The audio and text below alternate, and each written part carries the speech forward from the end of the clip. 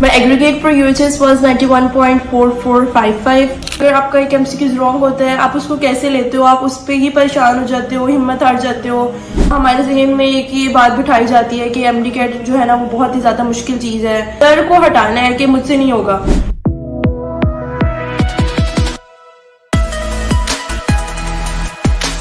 Assalamualaikum, I'm Amara Zahid, currently a first year MBBS student at Fatma Jinnah Medical University, Lahore. I secured 170 out of 200 marks in UHS.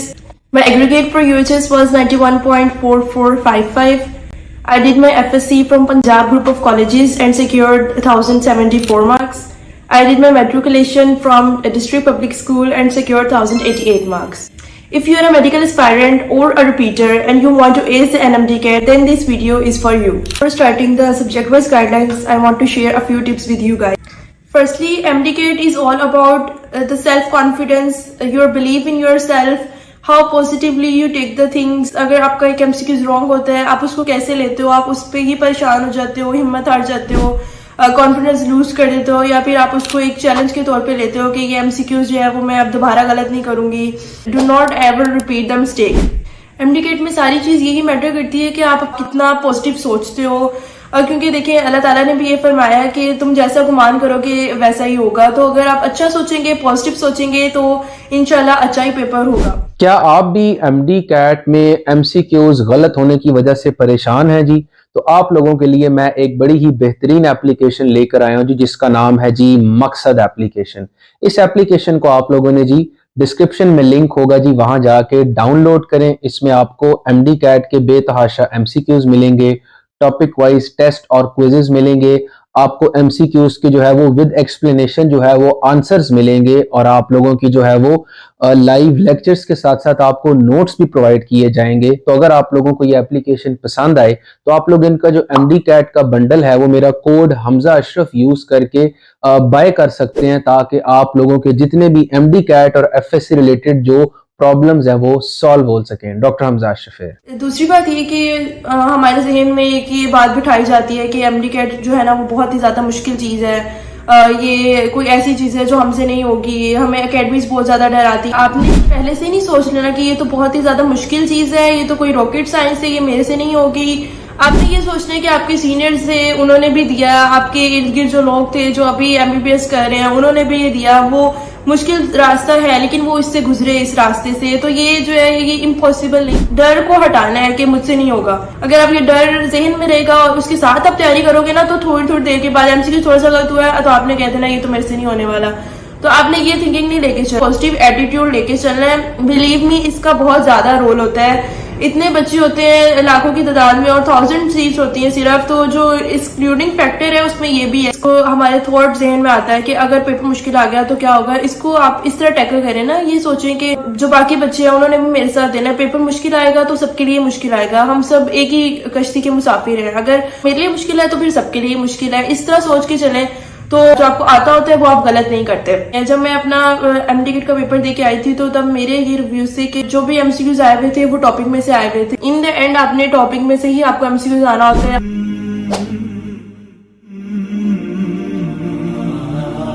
हम आ जाते हैं bio की guideline के ऊपर। Bio एक major portion होता है हमारे MD-CAT का, 68 MCQs आते होते हैं इसमें से। तो बायो के लिए हमने सुना है, सारे सीनियर्स कहते हैं, मेरे भी सीनियर्स ने कहा था कि अपनी जो रेफरेंस बुक है उसमें से आपने करना है। सारी बुक की लाइंस आती होती हैं, आपने उनको रटा लगाना होता है एक तरह से, और वही पेपर में आता होता है। तो बिल्कुल ठीक बात है, आपने अपनी रेफरेंस बुक को लेनी, PDB को रेफरेंस बनाया था। उसके बाद जो हमारे लेक्चर्स होते थे, मैंने अपनी स्टेप की अकेडमी ज्वाइन की थी। स्टेप में ये सीन था हमारा कि संडे सेशन भी मैंने स्टेप से लिया हुआ था। हमारे जो टीचर्स क्लास में पढ़ाते थे उन्होंने ही स्टेप की क्लासेस दी थी, तो उनके साथ एक अंडरस्टैंडिंग थी, तो इसीलिए मैंने स्टेप ज्वाइन की थी। और स्टेप में यूँ होता था कि एक लेक्चर होता था और फिर 2 टेस्ट होते थे उसके। तो लेक्चर में जो सर एक्स्ट्रा बातें बताते थे बायो के, वो फिर मैं उसको स्टिकी नोट के ऊपर लिख के तो वो ऐड कर लेती थी। बायो के आपने इस तरह करके स्टिकी नोट के ऊपर लिख के अपनी रेफरेंस बुक के ऊपर ऐड करते जाना है, चीजों को हाईलाइट करते जाना है, और इस तरह आपके जो है ना वो नोट्स बनते जाएंगे, आपकी चीजें कंपाइल हो जाएंगी। इस तरह आपको ये आसानी होती है। लास्ट डे पे जो आपने होती है फाइनल रिवीजन, उसमें फिर हम देख रहे होते हैं, कभी इस नोट से देख रहे हैं, कभी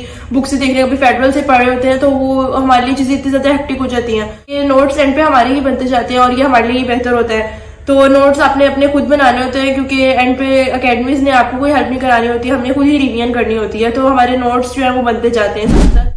बायो की फेडरल के बारे में कहूंगी कि ये मस्ट है, आपने बायो की फेडरल जो है ना उसको जरूर करना है। इस दफा भी जो हमारा एमडीकेट था उसमें बायो की फेडरल में से बहुत ज्यादा एमसीक्यूज आए हुए थे, और बायो की क्योंकि कॉन्सेप्चुअल भी है तो वो आपने जरूर करनी है। बायो की हमारे जो पीएमसी का सिलेबस आया हुआ था उसमें जो उन्होंने टॉपिक दिए हुए थे वो चैप्टर वाइज नहीं दिए हुए थे सिलेबस में, उन्होंने कि ये चैप्टर 7 में से करना है, उन्होंने टॉपिक वाइज दिया हुआ था कि ये आपने इम्यूनिटी वाला करना है। इम्यूनिटी जो है वो हमारी बुक में पीटीबी में चैप्टर नंबर 14 में सिर्फ 2-3 पेजेस है उसके, जबकि फेडरल में जो है वो पूरा एक टॉपिक है, तो जाहिर बात है हमें वहां से करना पड़ा। तो आपने बायो के ऊपर स्टिकी नोट्स लगाने, उसमें मैं यूं करती थी कि जो निमोनिक्स है या सर ने कोई एक्स्ट्रा बात बताई है वो लगा लेती थी। निमोनिक्स में होता था कि डीएनए वायरस है या आरएनए वायरस है, उनको जाहिर बात है हमें रट्टा लगाना पड़ता है, वो कोई कॉन्सेप्चुअल तो होता नहीं है। स्टिकी नोट्स वहीं पे लगाने जो टॉपिक है उसके रिलेटेड, ताकि जब मैं वो टॉपिक पढ़ी हूँ तो उसके स्टिकी नोट पढ़ूं, ताकि वो एक दफा टॉपिक कंप्लीट हो जाए। बुक से पढ़ा, स्टिकी नोट्स अपने देख लिए और साथ में फेडरल को पढ़ लिया। एक और इम्पोर्टेंट बात ये है कि बायो में हमने अपने डायग्राम्स जो थे बहुत ज्यादा इंपॉर्टेंट होते हैं। डायग्राम्स के नीचे जो आपके कैप्शन दिए होते हैं उसमें से एमसीक्यूज आते हैं। प्रैक्टिस बुक में जो हमारे होते हैं वो हर एक ही लाइन का एमसीक्यूज नहीं बना सकते वो,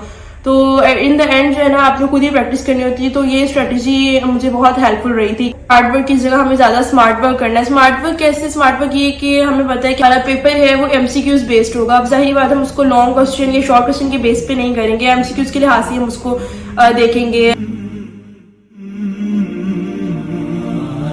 इसके बाद हम आ जाते हैं केमिस्ट्री पे। केमिस्ट्री में 54 एमसीक्यूज होते हैं। केमिस्ट्री के हमारे जो स्टेप में सर थे उन्होंने अपने नोट्स हमें दिए हुए थे, उसमें ये था कि फेडरल की भी चीजें ऐड की हुई थी, हमारे बुक के जो टॉपिक था उसको ऐड किया हुआ, तो हम उधर से करते थे। जो चीज एक्स्ट्रा होती थी वो स्टिकी नोट्स पे फिर से वही बात आ जाती थी, स्टिकी नोट्स पे लगा देते थे। मेरा एमडीकेट था, उसमें केमिस्ट्री का जो फर्स्ट एमसीक्यू था वही बुक की लाइन थी, उसकी डेफिनेशन आई हुई थी एटॉमिक मास यूनिट की और कार्बन 12 के लिहाज से पूछा हुआ था। अब हम आ जाते हैं फिजिक्स में। फिजिक्स के ज्यादातर हमारे कैलकुलेशंस वाले होते हैं और ये सबसे ज्यादा ट्रिकी पार्ट होता है एमडीकेट का। और इसमें पहले तो ये होता है कि हमें कैलकुलेटर यूज नहीं करना होता। एफएससी में जो न्यूमेरिकल सॉल्व करें उससे ही आप कोशिश करेंगे कैलकुलेटर को यूज ना करें, न्यूमेरिकल्स को खुद से सॉल्व करने की कोशिश करें। फिजिक्स में फॉर्मूलाज क्योंकि ज्यादातर होते हैं तो मैंने यूं किया था कि फॉर्मूलाज का एक अलग से चार्ट बना लिया था कि इस केस के एमसीक्यूज में ये वाला फॉर्मूला लगेगा, ये वाला भी लग सकता है। कुछ फॉर्मूलाज एक शीट पे लिख लिए थे ताकि जब मैं फाइनल रिवीजन करूँ तो एक दफा उन सारों को देख लूँ और वो मेरे जहन में बैठ जाए कि मैथ्स फाइंड करना है तो उसके लिए ये फॉर्मूला भी लग सकता है, ये फॉर्मूला भी लग सकता है, वेलोसिटी के लिए ये वाला भी लग सकता है। फिजिक्स का ऐसे करती थी। हमारे जो सर होते थे वो जब लेक्चर देते थे ना तो मैं वो साथ साथ पहले सुनती थी उसको और फिर बाद में उसको नोट करती थी। आपने यूं नहीं करना कि सारा ध्यान आप लिखने पे लगा देना है, आपने लेक्चर को एक तो बस सुनना है कि सर क्या कह रहे हैं। काफी बच्चे ऐसे थे जो लिखते रहते फिर उनको अपनी लिखी हुई भी समझ नहीं आती और क्योंकि उन्हें लेक्चर भी कोई सुना नहीं होता तो उनके माइंड में कॉन्सेप्ट ऐसे नहीं बैठे। आप प्रैक्टिस करें तो कोशिश करें कि एक एमसीक्यू को 2-3 फॉर्मूला से अगर वो होता है तो उस तरह करने की कोशिश करें। एक एमसीक्यू सॉल्व करते हुए देखते जाए कि इसमें एक एमसीक्यू में मेरा कितना टाइम लग रहा है, तो आपने उसके अकॉर्डिंग जो है ना टाइम को मैनेज कर जहां से आपको एमसीक्यूज मिलते हैं आप उसकी प्रैक्टिस करें मैक्सिमम। इसके बाद हम इंग्लिश पे आ जाते हैं। इंग्लिश में जो एमसीक्यूज होते हैं वो बहुत इजी, मतलब आपको रूल्स करने होते हैं, ग्रामर के जो रूल्स हैं बेसिक। हमें जो है वोकैबुलरी का एक पोर्शन होता है, तो वोकैबुलरी का हमें ये था कि स्टेप ने अपने वर्ड्स दिए हुए थे 500 वर्ड्स, क्योंकि उसने कोई वोकैबुलरी अपनी नहीं दी हुई थी, ओपन था कि कहीं से भी आ सकते हैं। 500 वर्ड्स थे, उसमें से 2 एमसीक्यूज आए भी थे इस दफा। और यूएचएस के 5 पेपर्स थे, उनकी वोकैबुलरी को देखा था, 500 वर्ड्स थे उसमें से देखा था और ग्रामर के रूल्स थे, तो इंग्लिश का इसकी पोर्शन इस तरह कंप्लीट हो गया। लॉजिकल रीजनिंग की कोई मैंने खास इतनी प्रैक्टिस नहीं की थी, थोड़ी सी स्टार्ट की थी, फिर मैंने सोचा कि इसमें मेरा जो है वो टाइम वेस्ट हो रहा है, मुझे अपनी ज्यादा प्रैक्टिस फिजिक्स और बायोकेमिस्ट्री की तरफ ज्यादा देनी चाहिए। तो इसमें मैंने इतनी प्रैक्टिस नहीं की थी क्योंकि हमारे जो स्टेप के टेस्ट होते थे उसमें भी उसके एमसीक्यूज होते थे, तो वहां से प्रैक्टिस हो जाती थी और पता चल जाता था कि इस तरह के एमसीक्यूज आएंगे। कॉज एंड इफेक्ट के होते थे, कुछ डायग्राम्स के होते थे, तो वो मैंने वहां से किए थे। यूएचएस का उसमें भी इसी तरह पेपर आया हुआ था, कॉज एंड इफेक्ट के आए हुए थे। If one statement is true then the other is may be true और मे नॉट। अपना टाइम ज्यादा लॉजिकल रीजनिंग की प्रैक्टिस करने में वेस्ट ना करें कि आप जो है वो कुछ मैथमेटिकल वाले इतने ज्यादा सॉल्व करने लग पड़े, क्योंकि इतने मैथमेटिक्स वाले आते नहीं है। स्टेटमेंट्स वाले होते हैं, कुछ जो है वो नंबर्स वाले होते हैं। ज्यादा जो है ना अपने लॉजिकल रीजनिंग में अपना दिमाग नहीं खपाना। इन द एंड जो है ना आपकी बुक वो ज्यादा मैटर करती होती है। कोशिश करें कि अपने जो सीनियर्स हैं उनसे बात करें, उनका एमडी कैट का एक्सपीरियंस लें, उन्होंने क्या क्या स्ट्रेटजी फॉलो की थी वो पूछें। इसके अलावा अगर आपकी क्लास में कोई आपके साथ रिपीटर्स हैं तो उनसे पूछें कि उनको क्या लगता है कि उनसे क्या मिस्टेक हुई थी जिसकी वजह से नहीं हो पाया, तो वो मिस्टेक जो है आप ताकि रिपीट ना करें और उनके एक्सपीरियंस ज़रूर लें। ने जो है वो पॉजिटिव थिंकिंग के साथ चलना है, खुद पे भरोसा रखना है, अल्लाह ताला पे भरोसा रखना है, नमाज़ें पढ़नी है और नेवर एवर डाउट योरसेल्फ। इन चीज़ों को आप लेके चलेंगे तो इंशाल्लाह अगले साल आप भी अपने जूनियर्स के लिए इसी तरह वीडियो बना रहे होंगे।